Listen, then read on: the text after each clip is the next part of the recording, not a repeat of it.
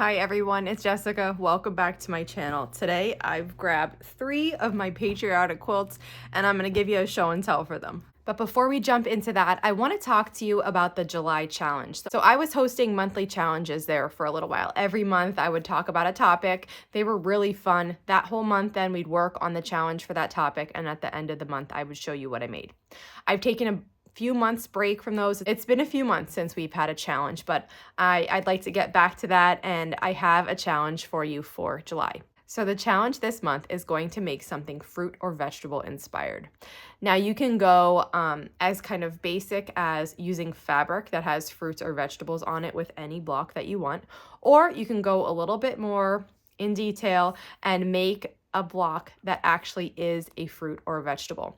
There are tons and tons of these out there. If you haven't looked before, the most common one I think in my mind is strawberries or watermelon. I've seen tons.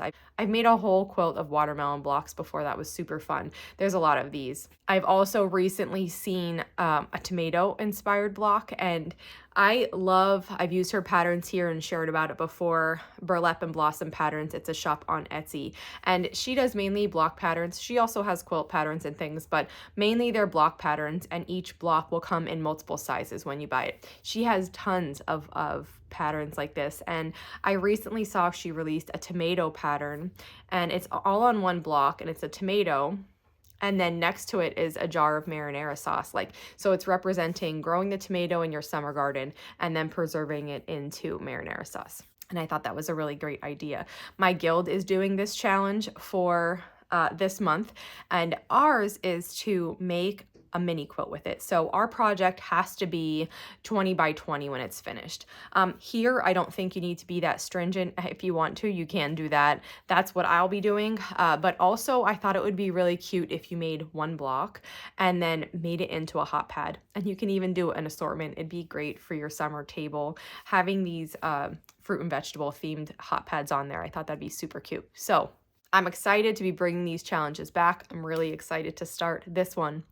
And I'm not going to share with you this month the progress as I go, because it's kind of anonymous for our guild. So I don't want anyone in my guild to see these videos and know which one is mine. But after we have our meeting, I'll be sharing that with you. And in the past, I have posted the challenges on the first Wednesday of the month. That's what I'm going to stick with. It's usually around there. Sometimes I'm a few days behind, and sometimes I hit it right on the mark. So just look out for these going forward as the first Wednesday of the month. And then when I announce that month's challenge is also when I share my project from the previous month. So I'll be sharing my fruit and vegetable inspired mini quilt on the first Wednesday of August. Okay, now let's get started on this show and tell. The first quilt I have to show you is called Open Ocean. I love this one. This was super fun to make. I pulled red, whites, and blues, and I used a blue chambray for the background and then solid white. So each of the boats has a different white for their sail, and then there's a darker blue here, and then a different red for the bottom. Let me get you up close to this one. So here's some detail. You can see these boats a little better up close. And the chambray's a really pretty one. This is a Moda chambray. I love this one. I've used it in multiple quilts. The quality is outstanding. It feels really nice. It always looks beautiful to me in a quilt. And then I've used solid white here for the waves going across. And then also on the border, this little faux scalloped border around the outside. And I did the binding as this navy blue stripe. For the backing, I've used a woven. I love using wovens as a backing. They're so light and soft, and they're beautiful to use the quilt, and I just think they look beautiful also. Now this one hasn't been washed yet, but I usually don't pre-wash my wovens or my chambray, and I've never had a problem with that. You could pre-wash if that was a concern you had, but I usually don't. I made this either last year or the year before, and I remember I just loved every second of making these blocks. Making the sailboat, looking at it and seeing how it turned out, and then putting it together with the waves and this faux scallop border. Really enjoyable project. So now on to the second. This quilt I made years ago. It was in a McCall's magazine. And since then, I've wanted to get the pattern updated and put it in my shop, and I just haven't. But now it's there. I finally did it. So it's called Liberty Crossing. I used all Liberty fabrics to make this. Riley Blake is a distributor of Liberty Quilting Cotton, and that is where these came from. Again, this is years ago, but they have since released plenty of reds and blues that you could use to replicate this quilt. This is a small size. The pattern has multiple sizes. This has been washed and used and loved so many times, and it's held up beautifully.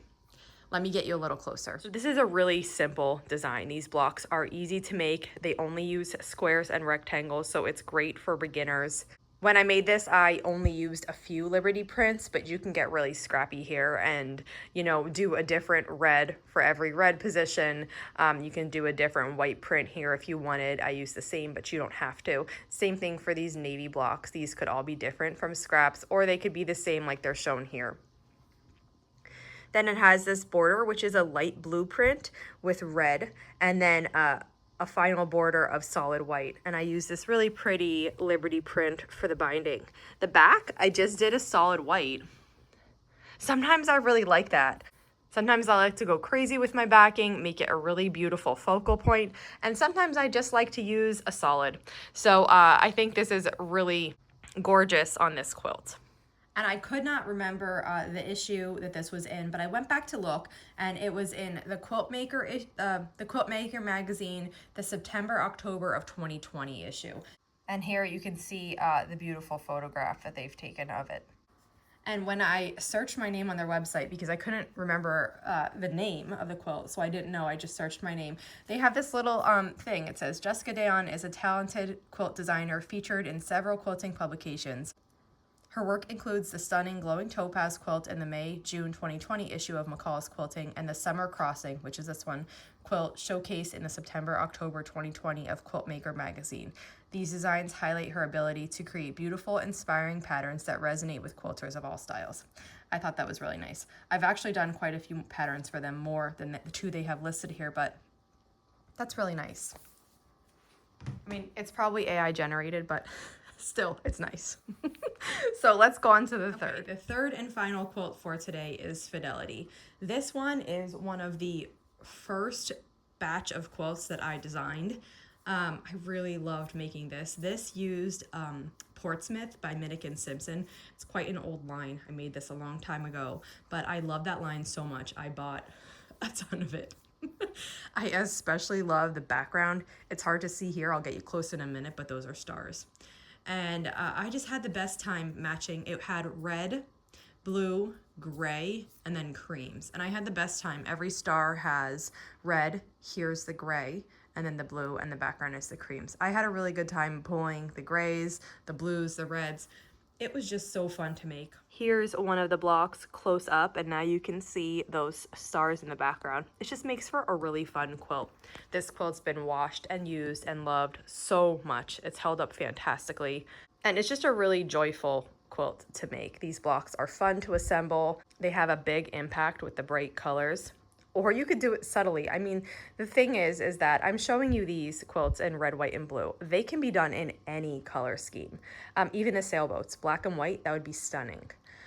This one, you can do it in anything, and it would just look so beautiful. For the backing, I used, this was also a print that was in the collection, in the same Minnick & Simpson collection, and these are navy blue dots with this navy blue line design.